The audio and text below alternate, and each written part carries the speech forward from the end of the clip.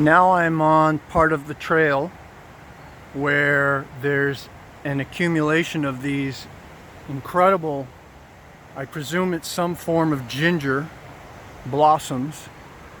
I've been clearing the trail 1 foot at a time, and one of the main things that I've been clearing is this plant. I don't know the name. It's in beautiful foliage. It's an invasive species that we just have to keep in check. And I'm not wearing a shirt. I'm not wearing bug repellent. I am trying to harmonize with the insects of the world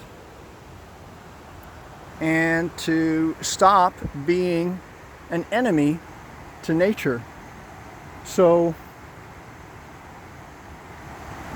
I've been studying a set of ideas for some time now about how plants and all animals can serve man in a new way that was once known in extremely ancient times.